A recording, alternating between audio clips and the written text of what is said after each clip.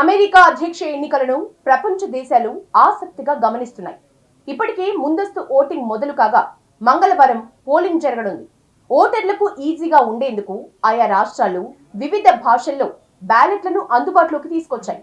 అయితే న్యూయార్క్ రాష్ట్రం ఇంగ్లీష్ కి అదనంగా మరో 5 భాషల్లో వీటిని ముద్రించగా అందులో భారతీయ భాష బెంగాలీ కూడా ఉండటం విశేషం. అమెరికా అధ్యక్ష ఎన్నికల్లో భాగంగా న్యూయార్క్ రాష్ట్రంలో బ్యాలెట్ల ముద్రణకు సంబంధించి ఇంగ్లీష్ కాకుండా మరో 4 భాషలకు చోటు కల్పించారు. చైనీస్, స్పానిష్, కొరియన్, బెంగాలీ భాషల్లో బ్యాలెట్ అందుబాటులోకి తెచ్చారు. అక్కడ స్థిరపడిన వారికి ఇంగ్లీష్ తెలిసినప్పటికీ వారి మాతృభాషలో బ్యాలెట్లు ఉంటే బాగుంటుంది అనే ఉద్దేశంతో అధికారులు ఈ ఏర్పాట్లు చేశారు. ఎన్నికల నిర్వహణలో అనేక దేశాలు ఏకీకృత వ్యవస్థను అనుసరిస్తున్నప్పటికీ అమెరికా మాత్రం ఇందుకు భిన్నం. ప్రచార చట్టాల్ని ఫెడరల్ ఎలక్షన్ కమిషన్ పర్యవేక్షిస్తుండగా ఎన్నికల ప్రక్రియను మాత్రం ఆయా రాష్ట్రాలు చూసుకుంటున్నాయి. బ్యాలెట్ పేపర్ల ముద్రణ, పోలింగ్ సమయం, కౌంటింగ్ ప్రక్రియకు ఆయా రాష్ట్రాలు ప్రత్యేక నిబంధనల్ని పాటిస్తున్నాయి.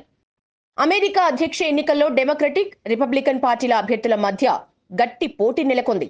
50 రాష్ట్రాల్లో మొత్తం 538 ఎలక్టోరల్ కాలేజ్ ఓట్లు ఉన్నాయి.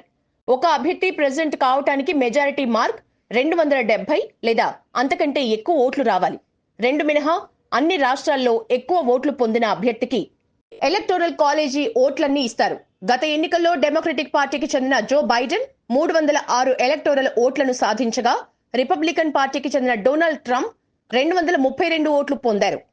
నవంబర్ 5 మంగళవారం అధ్యక్ష ఎన్నికల పోలింగ్ ముగిసిన వెంటనే ప్రాథమిక ఫలితాలు వెలువడతాయి.